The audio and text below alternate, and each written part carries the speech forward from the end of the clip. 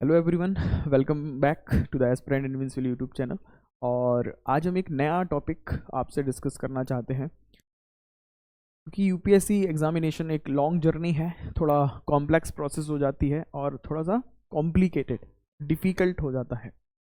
और इसको टफ बनाने के लिए आप जानते ही हो, जो पैटर्न है, एग्जामिनेशन पैटर्न है यूपीएससी टाइम टू टाइम वो चेंज करता रहता है। तो the topic is don't work hard, work intelligently. और स्मार्ट वर्क और हार्ड वर्क यहाँ पे इस पिक्चर में बहुत शानदार तरीके से यहाँ पे डिपिक्ट किया गया है। आप देख सकते हैं कि एक इंसान है, सबका काम यहाँ पर सेम है कि इन लोगों को कुछ भारी सामान यहाँ से यहाँ डिस्प्लेस करने का इनको काम मिला है। अब सबके तरीके अलग अलग हो सकते हैं। तो इसका जो बॉक्स है इन लोगों का, ये बॉक्स है, ये लोग सब अपना मेहनत लगा रहे हैं, फोर्स लगा रहे हैं और अपनी हार्ड वर्क से इसको आगे लेके जा रहे हैं। जैसा इनको मिला है वैसे ही ये आगे लेके जा रहे हैं। जो इनको बॉक्स मिला है, लोड मिला है। बट यहाँ पर एक इंसान ऐसा भी है जिसने थोड़ा सा सोचा होगा शायद कि क्यों ना हम इसके शेप को चेंज करें, और इसको राउंड शेप में अगर मैंने बना लिया तो आसानी से ये सर्कुलेट करते हुए, रिवॉल्व करते हुए आगे जा सकता है, जिसमें वर्क जो है, यहाँ पे फोर्स जो है कम लगाना पड़ेगा। This is called smart work comparatively. अब यहाँ पर एक और मैं डिस्क्लेमर आपसे शेयर करूँगा कि हर जगह इतना डिफ्रेंशिएट करना बहुत आसान नहीं होता है। हार्ड वर्क अपनी जगह इम्पोर्टेंट रखता है, स्मार्ट वर्क अपनी जगह। स्मार्ट वर्क कई बार हम ओवर वैल्यू कर देते हैं, और जिसको सक्सेस मिल जाती है, जिस प्लान को, जिस वर्क को सक्सेस मिल जाती है, हम उसी को स्मार्ट वर्क कहने लगते हैं। तो आप प्लीज़ ये मत समझें कि ये स्मार्ट नहीं है कोई इंसान और ऐसा किसी और के लिए कह रहे हो, ऐसी बात नहीं है। बट स्मार्ट वर्क और हार्ड वर्क क्या होता है, और हमें स्मार्ट वर्क सीखना है, हम इसलिए ये वीडियो बना रहे हैं और हमें ये डिस्कस करना ज़रूरी भी है। तो नाउ सबसे पहले हम जाने कि स्मार्ट वर्क और वर्ड जो हार्ड वर्क है इसका मतलब है क्या, जो चीज़ें हैं यहाँ पर, इससे क्या मीनिंग होता है। सिंपल, तो हार्ड वर्क जो है वो क्वांटिटी पे फोकस करेगा, आपको बर्न आउट करा सकता है कि मेहनत करना है। वर्क हार्ड मतलब यहाँ पर मतलब ये है कि आप मैनुअल वर्क पे फोकस ज़्यादा हो, फिजिकल वर्क पे आपका फोकस ज़्यादा है।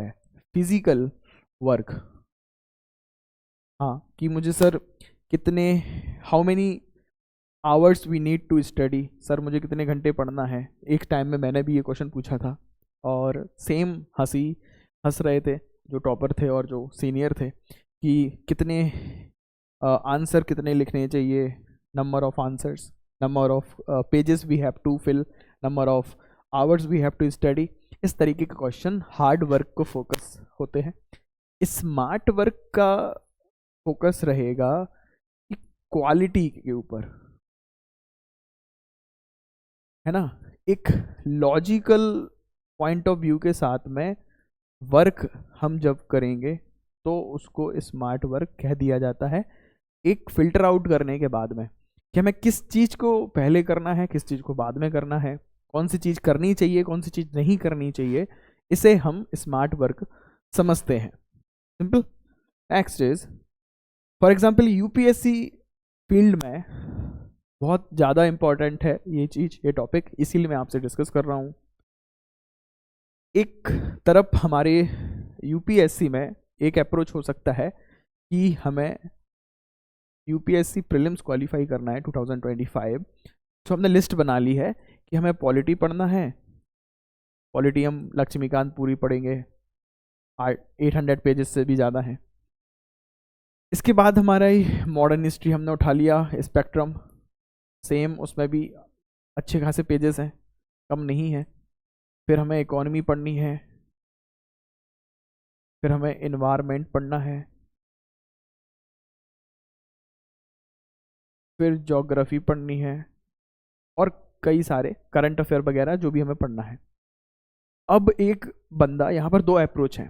एक बंदा फोकस करेगा क्वांटिटी वाइज, है ना, कि लक्ष्मीकांत पढ़ना है, लक्ष्मीकांत पूरी पढ़ ली, फिर हमने मॉडर्न स्पेक्ट्रम पढ़ लिया, इकोनॉमी पढ़ ली, इन्वायरमेंट के लिए कोई शंकर IAS पढ़ लिया, ज्योग्राफी के लिए हमने कोई जो भी बुक चलती हैं NCERT वगैरह, अलग करंट अफेयर के लिए जो भी न्यूज़पेपर है, हमने उसको सबको पढ़ लिया है। क्या इतने पढ़ने से काम चलेगा? यहाँ पे सेकंड अप्रोच ये रहेगा, एक दूसरा एस्पिरेंट हो सकता है कि वो पहले UPSC के प्रीवियस ईयर क्वेश्चन पेपर को एनालिसिस करे, और प्रीवियस ईयर क्वेश्चन पेपर से वो ये चेक करे कि जो कट ऑफ है वो कितनी है। सबसे पहले तो हमें कट ऑफ क्लियर करनी है ना, हमें सारे क्वेश्चन सही को थोड़ी ना करने हैं, कि यहाँ पे एक कट ऑफ होती है, उस कट ऑफ को क्लियर करने के बाद में इंसान मेंस में आंसर राइटिंग करेगा और मेंस लिखने का उसको मौका मिलेगा। सिंपल है। अभी दूसरी बात क्या करेगा, वो टॉपिक देखेगा, वो कि कौन से टॉपिक से कितने क्वेश्चन आते हैं, किस क्वेश्चन से हमें पढ़ना है, कि पॉलिटी इंपॉर्टेंट है, उसने देखा इकोनॉमी इंपॉर्टेंट है, फिर इन्वायरमेंट इंपॉर्टेंट है, फिर ज्योग्राफी इंपॉर्टेंट है। इस तरीके से उसने एक फिल्टर आउट किया कि मैं ये सारा नहीं पढ़ सकता हूँ अभी, जितना भी टाइम मेरे पास में है, या फिर मैं पढ़ूंगा तो प्रायोरिटी बेसिस पे पढ़ूंगा। सबसे पहले पॉलिटी पढ़ूंगा, और पॉलिटी में भी कहाँ से टॉपिक ज़्यादा आ रहे हैं, फंडामेंटल राइट इंपॉर्टेंट है कि पार्लियामेंट इंपॉर्टेंट है, या फिर जो लोकल सेल्फ गवर्नमेंट इंपॉर्टेंट है प्रीलिम्स पॉइंट ऑफ व्यू से। तो वो इंसान स्मार्ट वर्क करेगा यहाँ पर, इसको स्मार्ट वर्क कहते हैं, फिल्टर आउट करना। और आप चीज़ों को बैठ कर समझें कि हम मेहनत करेंगे किस रास्ते पे करेंगे, किस प्लान के थ्रू। एक प्लानिंग के साथ में मेहनत करना ही स्मार्ट वर्क कहलाता है। तो यहाँ पर मैंने कहीं से ये पॉलिटी और गवर्नेंस में आपके लिए दिखाया है कि लास्ट 10 ईयर्स में पॉलिटी एंड गवर्नेंस के क्वेश्चंस जो हैं 175 क्वेश्चंस पूछे गए हैं। 175 क्वेश्चंस अकेले पॉलिटी और गवर्नेंस से आए हैं लास्ट 10 ईयर्स। अप्रॉक्स 18 क्वेश्चंस हर साल पूछे जाते हैं पॉलिटी से। अब मैं ऐसा क्यों बता रहा हूँ? वैसे ऐसा इसलिए बता रहा हूँ कि आपको टॉपिक कौन से पढ़ने हैं पहले। अगर मैं आर्ट एंड कल्चर को, वर्ल्ड हिस्ट्री को पढ़ने बैठ जाऊँ प्रीलिम्स पॉइंट ऑफ व्यू से, या फिर मैं आर्ट एंड कल्चर पढ़ूँ, एंशिएंट पढ़ूँ, मिडाइवल पढ़ूँ, 1 महीने इसमें लगा दूँ, या फिर दूसरी तरफ पॉलिटी है, तो कौन सा सही अप्रोच होगा? जिससे ज़्यादा क्वेश्चन आते हैं हमें वो पहले पढ़ना चाहिए। कहने का मतलब ये है।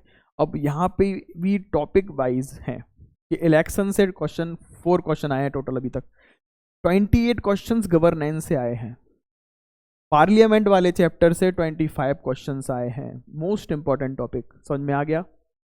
इमरजेंसी प्रोविजन से 2 क्वेश्चंस आए, amendment to the constitution 6 questions आए, इंपॉर्टेंट है। सिटीजनशिप से सिर्फ 1 क्वेश्चन आया, इतना ज़्यादा फोकस करने की ज़रूरत नहीं है। ये समझ में आ रही है चीज़ें। सेम हम सारे सब्जेक्ट में हम देख सकते हैं कि इकोनॉमी में कहाँ कहाँ से सबसे ज़्यादा क्वेश्चंस आते हैं। फॉर एग्जांपल एग्रीकल्चर से 23 क्वेश्चंस पूछे गए। इस अप्रोच को स्मार्ट अप्रोच बोलते हैं। ठीक है, आप हर एक सब्जेक्ट को पढ़ाई नहीं कर सकते हो।